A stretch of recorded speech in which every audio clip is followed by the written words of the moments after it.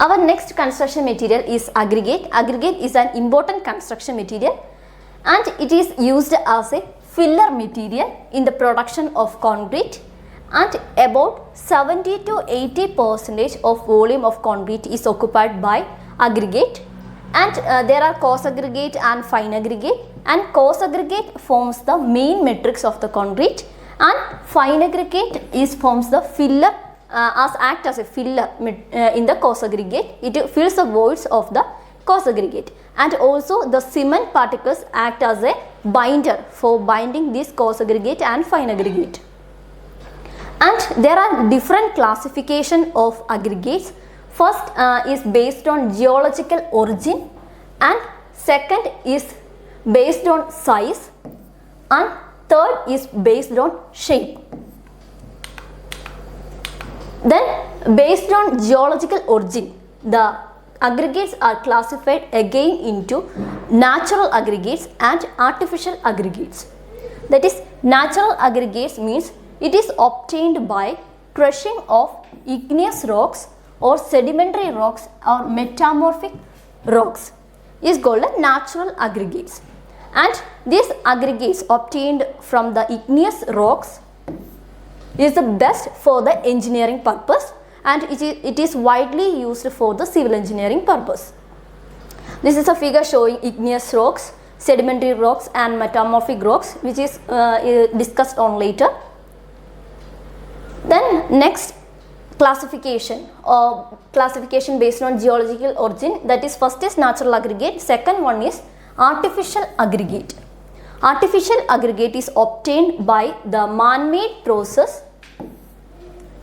is known as artificial aggregate, and the examples are surki, that is powdered broken brick, then blast furnace slag aggregate and synthetic aggregates are the various types of artificial aggregates. And based on size, the aggregates are classified into two, that is coarse aggregate and fine aggregate. Coarse aggregate is the aggregate which is passing through 80 mm ISE. The coarse aggregate which is passing through 80 mm ISE and retaining on 4.75 mm ISE.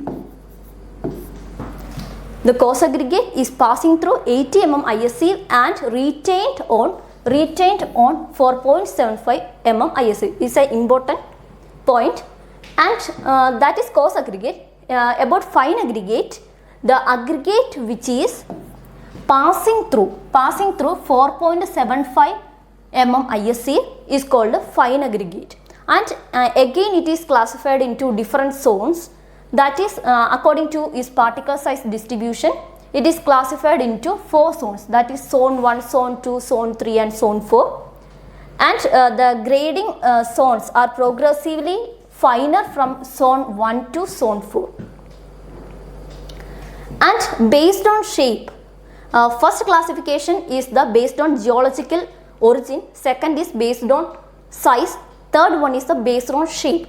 Based on shape, it is again classified into rounded aggregates, next is irregular aggregates, next is angular aggregates, flaky aggregates and elongated aggregates.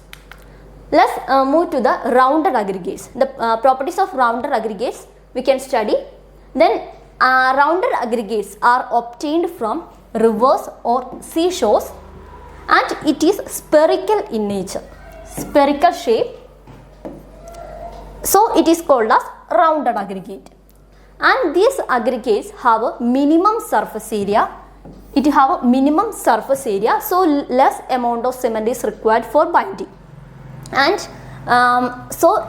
is poor interlocking. There is minimum surface area, so minimum cement is used for binding, so interlocking is very poor, and for making it is unsuitable for the production. It is unsuitable for the production of concrete.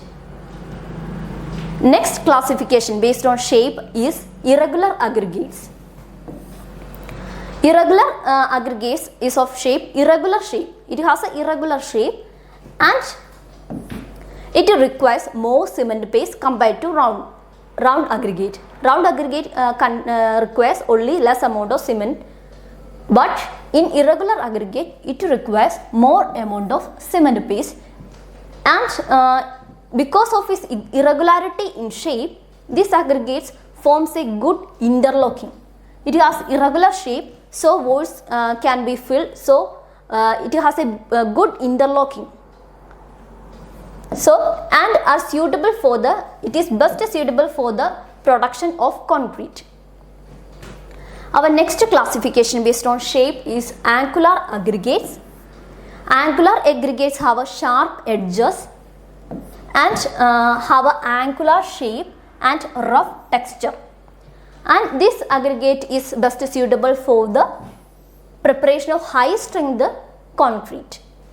This is a figure showing angular aggregates. Next classification based on shape is flaky aggregates. These flaky aggregates is aggregates whose thickness is less than 0.6 times the mean dimension, that is least dimension less than 0.6 the mean dimension, is known as flaky aggregates and is not suitable for construction. And next is elongated aggregates. Elongated aggregates whose length is 1.8 times that of mean dimension is called elongated aggregates, that is greater dimension is greater than 1.8 times the mean dimension. Okay, that is elongated aggregates. We can see in the figure, this is flaky aggregates and this is elongated aggregates. Next is testing process of coarse aggregate, and we can conduct different tests on aggregates.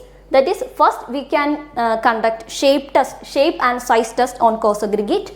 Then in shape and size test we conduct flakiness, we determine the flakiness index and elongation index. We conduct flakiness test and elongation test.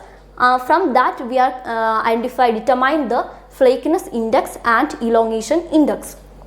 In flakiness index test, the flakiness index is defined as the ratio of weight of aggregates whose least dimension is less than 0.6 times the mean dimension. That is, least dimension is less than 0.6 times the mean dimension.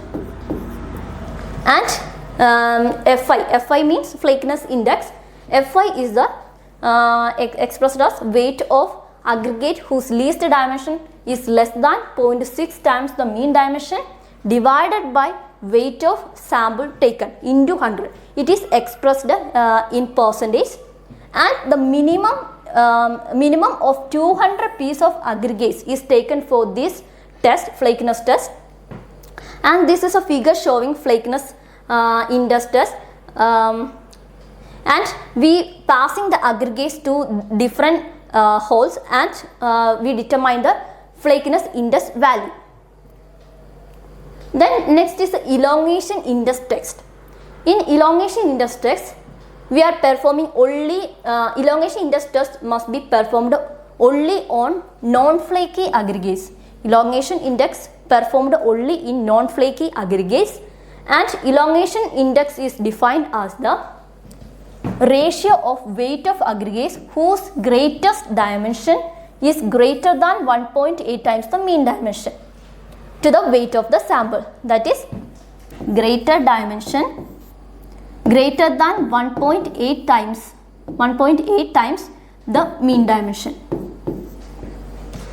Okay, that is EI. EI means elongation index. EI is equal to weight of aggregates whose least dimension is greater than 1.8 times the mean dimension divided by weight of sample taken into 100. It is also expressed in percentage, and here also we are taking 200 pieces of aggregates for testing, and both Fi and EI must be less than or equals to 30%. That is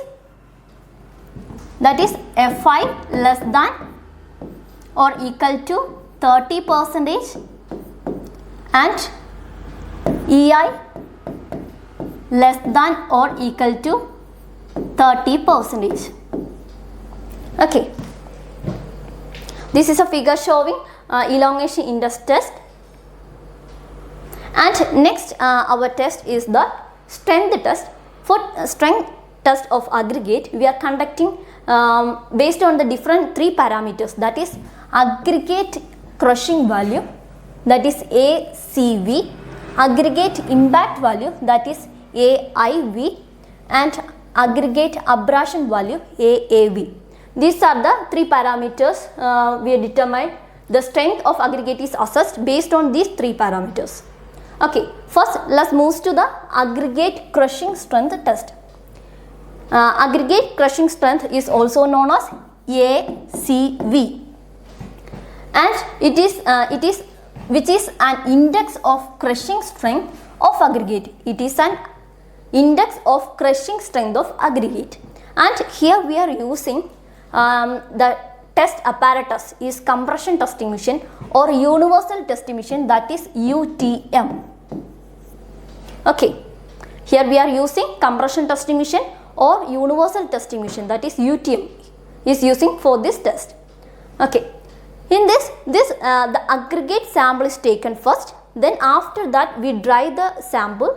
After that we are passing through 12.5 mm ISE and retained, this point should be noted, so retained on 10 mm ISE, and the weight of the sample is taken as W1.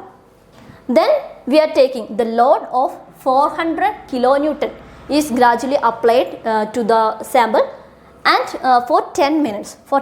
So the values 40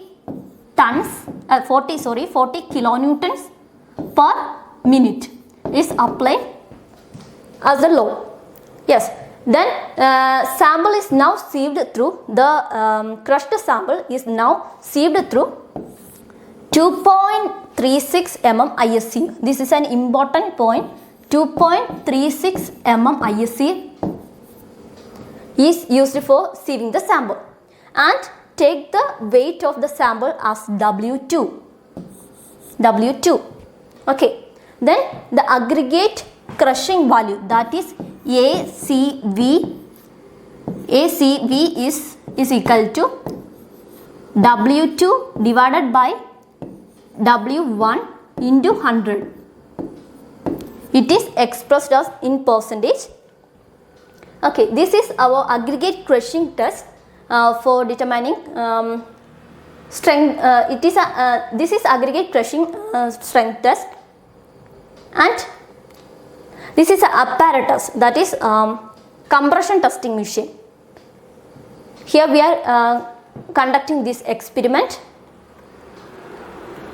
Next is aggregate impact value test.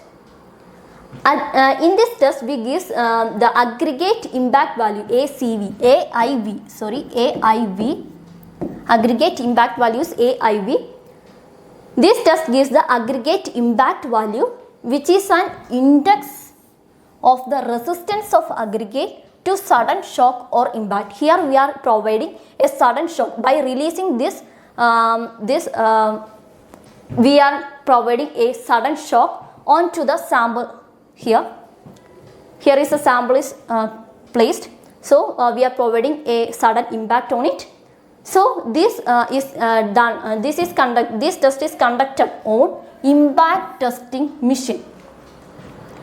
Then a sample of aggregate in the surface dry condition is taken, and it is passing through a 12.5 mm ISE, and it is retained on 10 mm ISE, and we take the weight as W1. Then the whole sample is compacted in a 3-layer, and a 25 number of blows is provided for each layer, and the hammer is provided, an impact is provided using the hammer, and the hammer is lifted up to a height of 380 mm height, that is this height is 380 mm. we are lifting the hammer into a 380 mm height and is allowed to freely fall into the aggregate. Then on such a way that we are providing 15 number of blows. 15 number of blows is provided, and at an interval of 1 second, that is one blow per second is provided here. Then the obtained sample is sieved through 2.36 mm ISC, and the fraction passing through this 2.36 mm ISC is weighted as W2, and aggregate impact value, that is AIV, is equal to W2 divided by W1 into 100. It is expressed in percentage. That is, W2 is the weight of sample passing through 2.36 mm ISC, and W1 is the initial weight of the sample. Now next move to the aggregate abrasion value test. This is the apparatus for the testing this aggregate abrasion value. Okay. Then aggregate abrasion value of coarse aggregate determined by either Duval mission or Los Angeles mission. Duval mission or Los Angeles mission is used for this test. These are the charges we are providing here. And using Duval mission, the test specimen of aggregate is weighted first, that is W1. Before transferring it into mission, we are weighting the aggregate specimen as W1, and we are taking the aggregates, weighted aggregates, and the abrasive charges. These small balls are the abrasive charges, and we are taking the abrasive charges and put it into the mission.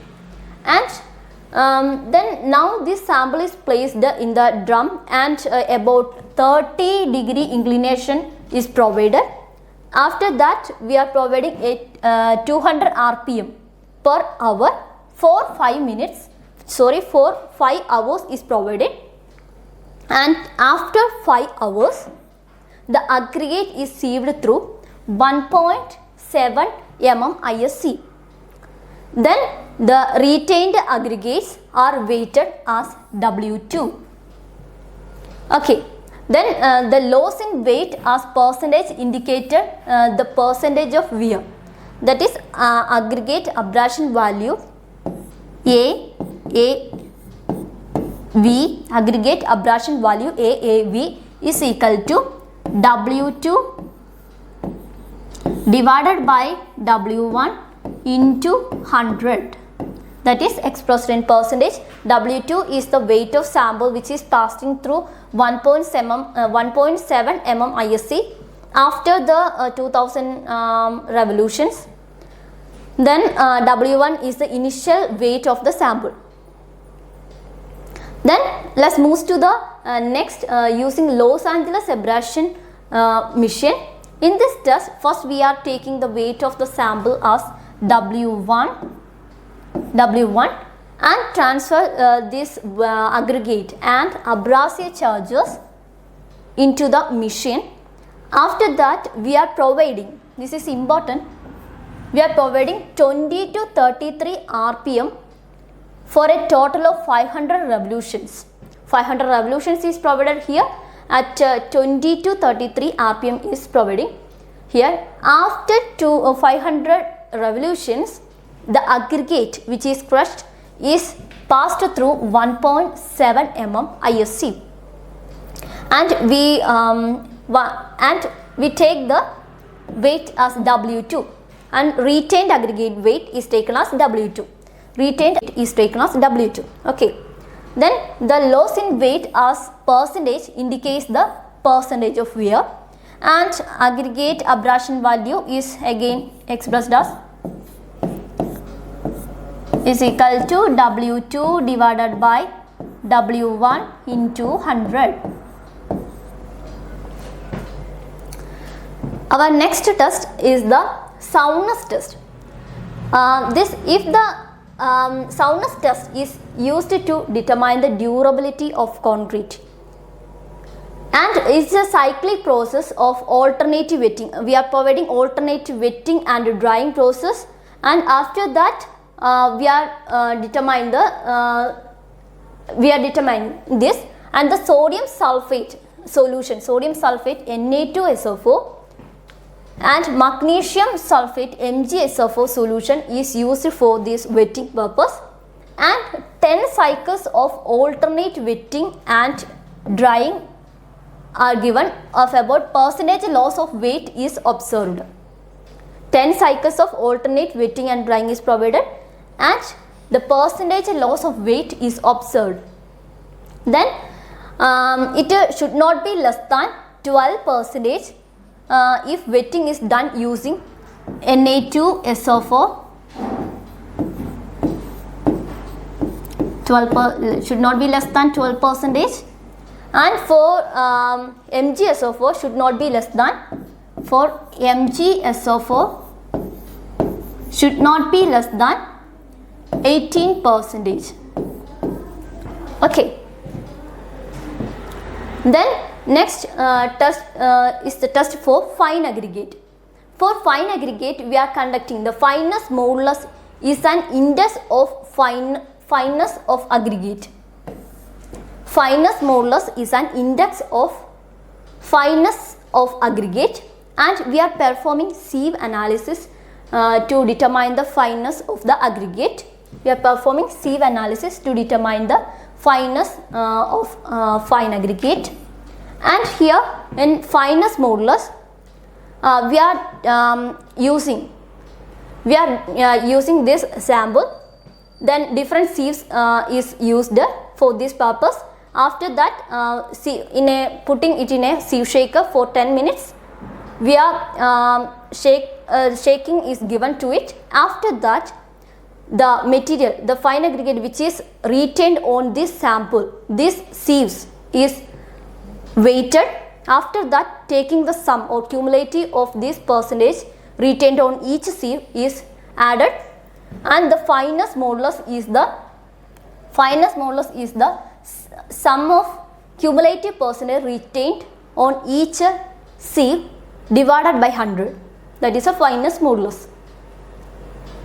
And fineness modulus values for very fine sand, it is less than 2.2, and for fine sand the fineness modulus is 2.2 to 2.6, and for medium sand the fineness modulus is 2.6 to 2.9, and for coarse sand this is the fineness modulus value is 2.9 to 3.2. This is an important question for competitive exams. And next move to the bulking test, and this test is used for determining this test is used for fine aggregates, and here we are using the increase in the volume of sand due to the presence of free moisture is called bulking of sand. The increase in the volume of sand due to the presence of free moisture is called the bulking of sand, and this free moisture forms a thin film over the sand particles and kept the neighboring sand particles away. And due to this due to the effect of surface tension, it forms a film over the sand particles and kept the neighboring particles away, and thus resulting in the bulking of the volume of the sand. Then the significance of surface tension force and consequently how far the sand particles pushed away will depends on the percentage of moisture present and also the size of fine aggregate particle. The degree of pushing will be depends on the percentage of moisture present and the size of the fine aggregate particles. This is a figure showing bulking test. Next, in this process, all size of aggregates, but significantly most of fine aggregate and coarse aggregate and slick, we are using this. And it is also to be noted that effect of bulking increases with the increase in moisture. If the moisture content is increases, then the bulking also increases to a certain limit. Only to a certain limit the bulking will be increased. That is, we can express it in as a graph. That is, in x-axis. In x-axis we can represent that as moisture content. Then in y-axis is percentage bulking. Then up to a certain limit, if the moisture content is increases, then up to a certain limit the bulking will be increases. After that, a particular limit, the bulking will be decreases. Up to a particular limit the bulking will be increases. After a particular limit the bulking will be decreases. It is also be noted that the effect of bulking increases with the increase in the moisture up to a certain limit, and further increase in moisture content leads to decrease in the bulking effects. Is important.